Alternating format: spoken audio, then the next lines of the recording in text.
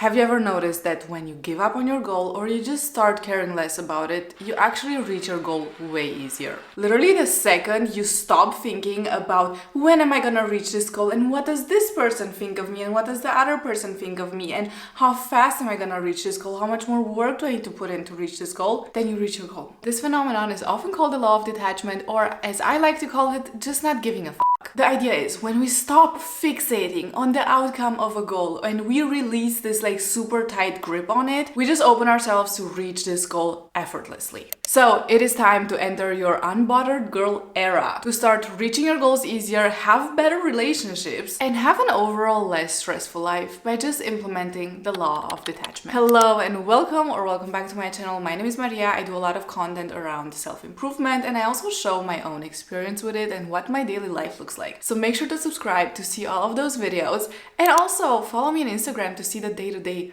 life stuff. The law of detachment is really simple yet super effective. It's basically this idea that we don't need to be super attached to an outcome in order to reach that goal. We often think that the more emotionally invested we are into something, the more we deserve to get that thing. And that is not always true. I mean, don't get me wrong, it is really important to care and we are hardwired to care about certain things. That's how we can have meaningful relationships, by caring about people. And it's an absolutely essential part of life. However, there are a bunch of things that we just do not need to care so much about. Some things are just absolutely pointless or out of our control or both. And not caring about these things actually helps us be unbothered and just chill while going through life and not stressing about everything. So what is the law of detachment? On one side, it's this whole idea of distancing ourselves from the outcome of goals or of a certain situation and just not being that emotionally invested into it. On another side, it also means that we do not base our self-worth in these outcomes. Recognize that our self-worth is not dependent on the fact that we reach a certain goal or we don't reach it, if we get a good grade or we don't get a good grade, if someone breaks up with us or doesn't. There are more important things about us and more valuable things about us than those outcomes. Detachment doesn't mean not caring about anything or anyone and just going through life being this cold-hearted person, because I don't think that's fun and no one really wants that. It's more about having a balanced perspective and seeing things rationally and objectively, and as a result being able to handle situations better. It is way too warm. It allows you to be objective and not act from a place of ego, from a place of fear that someone will leave you or that you will fail with a certain goal. You will stop idolizing people. You will stop putting people on a pedestal and thinking that they are the most amazing person you have ever met, just to be disappointed later because they are not. You just had this idea of them. It also helps you take things personally, like I said, not acting from a place of ego, and to experience feelings of love, appreciation, whatever you feel towards other people around you, without having this need for control or basing your happiness on the fact that someone texted you back or didn't text you back. So detachment is not the same thing as indifference, and is also not the same thing as just letting yourself be disrespected. So now that we've gone through what detachment is and isn't, let's talk about why attachment, so the opposite, can be bad. If we're talking about romantic relationships or also just friendships, a lot of times society has kind of idealized and romanticized this idea of, if I cannot live without you, then that's the ideal situation and that is true love. And that you need to be super attached to someone in order to actually truly love them. But if you think about it, attachment comes from a place of desperation and a place of ego and a place of feeling the need to control situations and placing your worth in the outcome of situations, and it's all very negative. So based on that, the truest love and the healthiest types of relationships are actually the ones where people are detached. And it doesn't mean not caring about each other, it just means that your life will not get ruined if your partner hasn't texted you back after an hour, if they're busy, if they also have something going on in their lives and they might not be able to hang out with you one day. And also very important, if that relationship ends, you know you will be fine. It doesn't mean that you don't care about the relationship or you don't care about the person or you won't be sad about the person not being in your life anymore. It just means that you know that all you need is yourself, and you're gonna be fine even without that person. That person was a lesson and that was valuable, but you have yourself, and that is all that counts at the end of the day. I feel like this is really tough love, pun intended, and it's something I've really learned the hard way. Healthy love is respecting and valuing a person without your feelings for them coming from this place of fear of losing them. You respect them, you love them, you value them, even knowing that they might leave at some point. Something might happen, you might break up, or the friendship might break up, or you might have a fight, or whatever. But in this moment, right now, when you get along well, you value them and you love them for who they are. Attachment and codependency can also exist in friendships, and it's also not good for any of the people, because I feel like even if you already have friends, you should always be open-minded to meet new people. Maybe they're not gonna become your friends, but now you have some more acquaintances, you have exchanged information or thoughts with someone else, and that is valuable. People want different things from life, and it becomes more and more clear the older we get. There are so many differences in us, and that is absolutely great. But you know what is not okay? Trying to change people and trying to attach your own ideas and beliefs to someone else. It's not giving unbothered.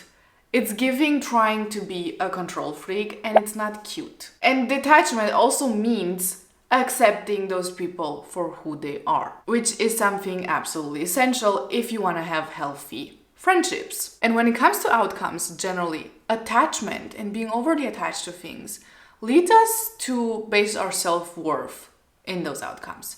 So if we go on a date and it just doesn't go well, but we expected it to go well, or we really hoped it would go well, then we're suddenly really disappointed and we think that something is wrong with ourselves, or we're not enough, or not pretty enough, or we're a failure because he didn't like us. I mean, you've got to be kidding me, right? That is not a good way of thinking about anything, not just dates. Just because something doesn't work out doesn't mean that your self-worth needs to absolutely plummet to the ground. If something doesn't go the way we want it to, maybe that's a sign. Maybe it's not supposed to. Maybe something better is coming. So what are some things that we can do on a daily basis to be more detached and reach our goals easier and just have an overall less stressful life? Let's start with number one, which is that your self-worth starts from within. And that is something you just need to get into your head, and you need to accept that, and you need to preach that on a daily basis. You know who you are, you know how valuable you are, you know the things that are absolutely amazing about you and all the things that you have that you bring to the table, and no outcome can take that from you or diminish those things. When your self-worth starts to be derived from within, it's not gonna change when something happens. When someone rejects you, you're not gonna sit in a corner and cry. We might, maybe for like 5 minutes, but then you're gonna get up and you're gonna remember that you're that girl and you are unbothered. You're still the same person, you still have the same values, you're still your amazing self, and that does not change. We also need to be absolutely real with ourselves and just be honest for a second and think about the things in our lives that are pointless. Because oftentimes we are so stupidly and pointlessly attached to random things that actually just don't care. Like if you think rationally about all the things that you worry about on a daily basis, for sure you will find some things that just do not matter. It can be little things. It can be, sometimes I would get so upset if I would miss the bus.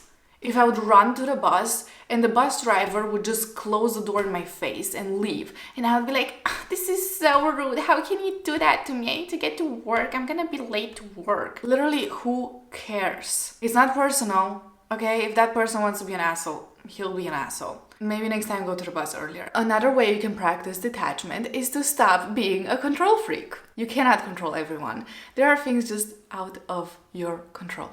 And that's okay, and it has to be like this, and it's good for you. And it will be even better for you if you learn to not be upset about that and to not even feel the need to control those things that are clearly out of your control. You can influence your actions and your decisions and how you react to situations, but you cannot influence how other people react.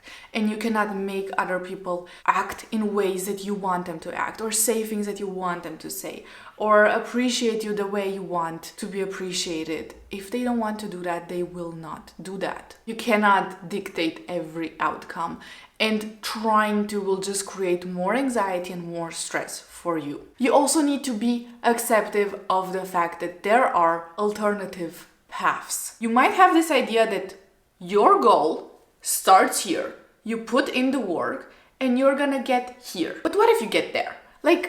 There are different paths, there are different outcomes. Just because it's not the outcome you wanted doesn't mean it's a bad outcome. Setting boundaries, one of my favorite topics. How do you set boundaries? You are detached. You stop caring about what this person thinks of you. Or, oh, how rude is it gonna be if I don't let them walk all over me? And stuff like that. Because let's be real, really, you need boundaries and you cannot let people disrespect you.